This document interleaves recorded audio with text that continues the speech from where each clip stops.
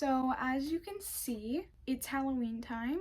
Honestly, this video is probably going to be put up after Halloween, so just enjoy this, I guess. But my name is Tara, and I'm a paraplegic at T11 and T12. I'm going to be doing my 6-month kind of review of my custom wheelchair. It's a TiLite Tisport Aero Z, and I've probably actually had it for over 6 months at this point, but yeah. Also, ignore the mess back there. I'm sorry. Let's first talk about the process of getting my chair and how long it took. So I think this really depends on your insurance. Personally, my primary insurance is TRICARE Prime, and I have to wait for referrals for equipment like wheelchairs. So my chair took 6 months to get. I think that's long. Other people think that's long. But if you also have a wheelchair, just put in the comments, I guess, how long it took you to get your wheelchair for reference. I'm honestly curious. So yeah, your insurance is part of the reason why something may take less or more time.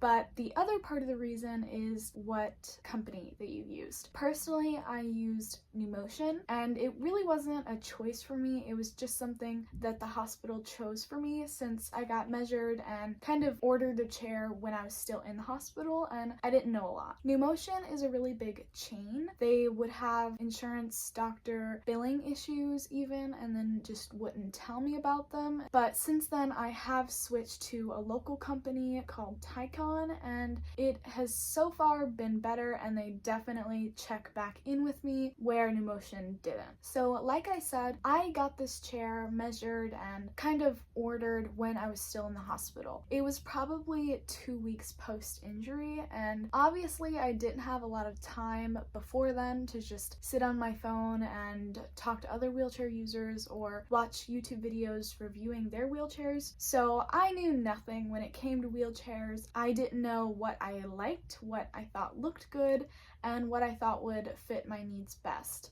So my ATP, the person that comes out and talks to you about your equipment, is also a wheelchair user, and he also has a spinal cord injury. So I guess he just took it upon himself to just kind of make some decisions by himself without asking me. And yes, he does know best. I'm sure he has a degree and a lot of experience personally, but then also work-wise. But you still need to have a discussion, or at least let people know. But certain things like that didn't happen with my process, which really sucks because my insurance at least doesn't give you a new wheelchair for 5 years unless something crazy happens and it's medically necessary. Let's talk about the things that I don't like about my chair, and they probably outweigh the things that I do like about this chair. So first off, the most major aspect that I really hate about this wheelchair is the backrest, both the type of backrest and the height of the backrest. So I know it's dark, but the backrest starts down here. It's that long. And yes, my cushion does take up a part of that. It's a few inches, but I think this height of backrest is 15 inches, and that's actually one of the things that my ATP didn't discuss with me. I actually had to ask right before I left. I was like, hey, by the way,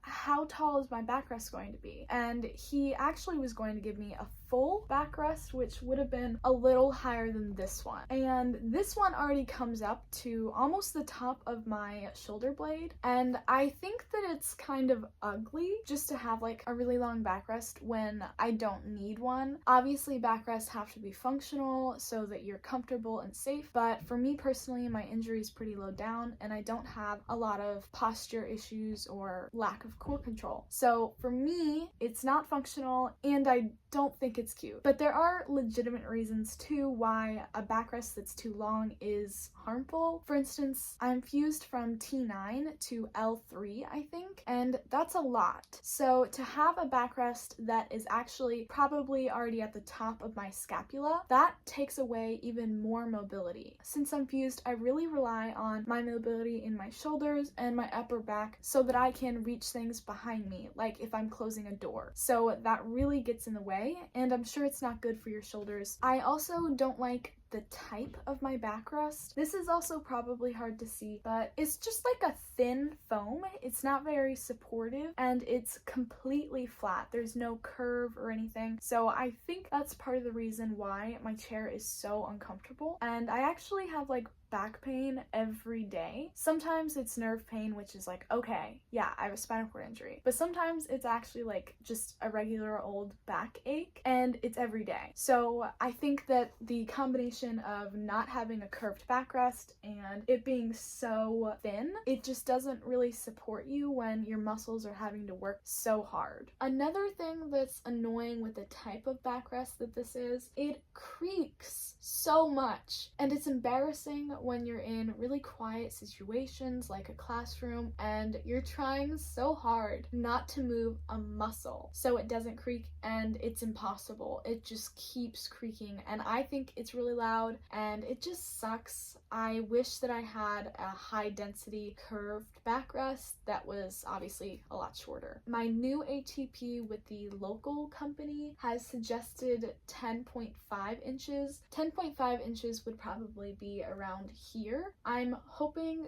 that it's low enough, but I guess we'll see. But again, I'm not an expert. This is just from my personal experience being in a wheelchair for a year and having this one for 6 months. These next few things aren't really as major, but I think that it's still important. For instance, I did actually just get these spoke covers for my birthday. I just turned 18. They're really cute and they don't really add much weight at all. I put them on my top layer of spokes. There's 15 on the top layer and another 15 back here. So for each wheel, there's 30. And I only put it on the top layer so that it would kind of give an illusion of not having that many spokes. Again, if you have a wheelchair, I guess put in the comments if you're comfortable how many spokes you have on each wheel, because I follow a lot of other people in wheelchairs on my Instagram and not a lot of them have that many spokes on their wheels, and this really isn't like anything that harms me. It's just ugly. But still, if this is a permanent accessory, you might as well like it and be confident in it. So I think that's still really important, even if it doesn't hurt you in any way.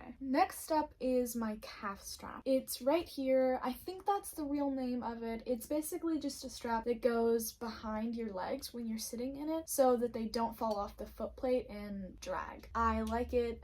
It's black, it fits in. But the only thing keeping it on is just Velcro that just like sandwiches together around the frame, and as you can see, it just slides up, so it's another just minor inconvenience. But I do know that they make calf straps that are fixed to the chair. It might not be an option with every single type of wheelchair, but it's definitely worth an ask if you can do that. Next up, my chair is around 16 inches wide, measuring this way, and it's actually about 2.5 inches too wide. It's not really harmful yet, but I do hear that it causes worse strain on your shoulders, I think. And if my chair actually fit me exactly, then I probably could fit into tighter spaces like certain doorways. The last thing that I'd like to mention for things that I don't like and maybe you could steer clear of are the advertisements all over the chair. There's this quite large one on my backrest that's kind of like sewn in like a patch. It says TiLite on it. My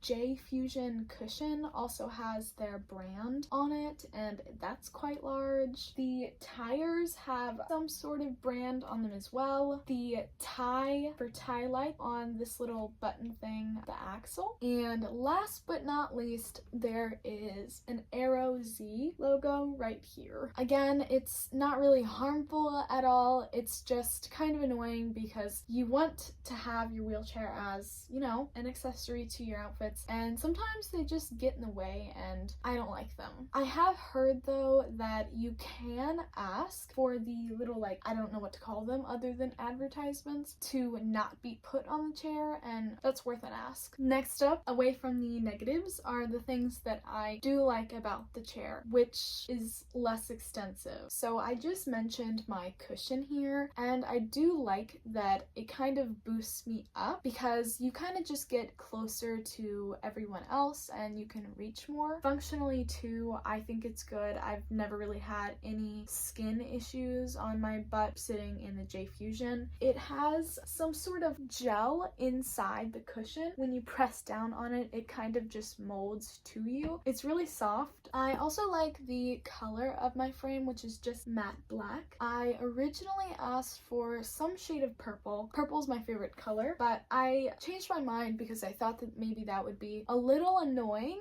after 5 years. So I thought black was timeless, but since then I would probably be fine with just an unpolished color too. I actually really like that. So that'll probably be my color for next time. And also it's probably easier to buff out scratches when it's not painted at all. I'm also very glad that I chose to get inflatable tires instead of solid tires, I think they're called. The inflatable tires are not as heavy, which is really important since you're going to be propelling yourself all day, every day, for years, probably your whole life. It's also less noisy, and that's really important because it's kind of embarrassing just to be so loud everywhere you go. It's also a smoother ride. I think one of my favorite aspects about my chair might be the type of brakes that I have. I could be wrong, but I think these are called scissor brakes, and I like them so much because they're out of the way and you don't really see them that much. They're right here and it kind of just, snaps on over the wheel just like that, and then you release like that. I have seen a different type of lock. They might be called like push something locks. I'll have to look that up. But I think instead of going horizontally, that's squeaky. It's like a vertical thing like this, if this is the brake, and it like, you know what I mean. I like these because they're out of the way. Next up are my push handles, and I like them because they are foldable. So I don't really like the look of my handles up, and it also gets in the way of my shoulders when I'm pushing. It's kind of just annoying, and also some people like to take it upon themselves to just touch your wheelchair when these are up. And I do use them occasionally when I'm at certain places that have really big hills. But if I didn't have these, I would probably be fine. I would just be slower. And last up, I am also really glad that I chose to get a rigid frame. So here's my bar right here. There's two different types of chairs, a rigid frame chair and a, I think it's called a foldable chair. If you know how regular hospital chairs work, they kind of just like fold in on itself. Rigid chairs have a bar that you kind of squeeze, and the backrest folds in on itself. I forgot to take the cushion out. You have to take the cushion out first, and then it'll fold right on itself. Rigid frames are lighter in weight, and they also taper. As you can see, it kind of starts at this width and it just gets smaller and smaller until you get to the foot plate. But I believe folding chairs, like the ones like hospital chairs, don't do that. They don't taper, they just stay like completely straight at that width. And the turn radius isn't as small. Oh, I forgot to mention, one of the things that my AT also tried to do is give me 6 or 7 inch casters, which are massive. If you're familiar again with hospital chairs, I think their caster wheels are 8 inches, and everyone knows how big those casters are, and he was trying to give me casters almost that big. And that's also one of the things that I had to ask him, like, oh hey, by the way, how big are my casters going to be? And I kind of negotiated with him to get the 4-inch casters, and it's okay. I mean, I could probably go smaller.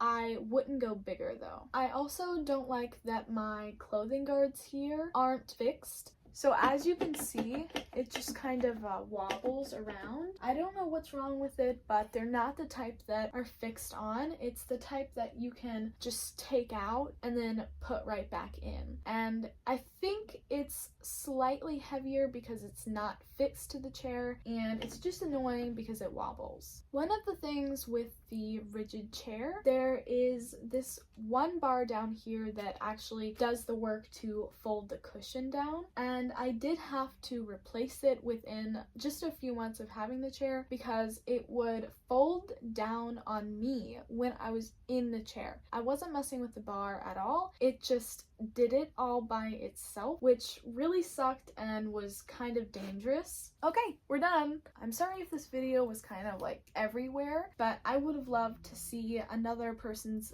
opinion and their wheelchair review. Hopefully you'll have a better experience, and I'm open to any questions in the comments. Bye! Hopefully I didn't miss anything either, but oh well.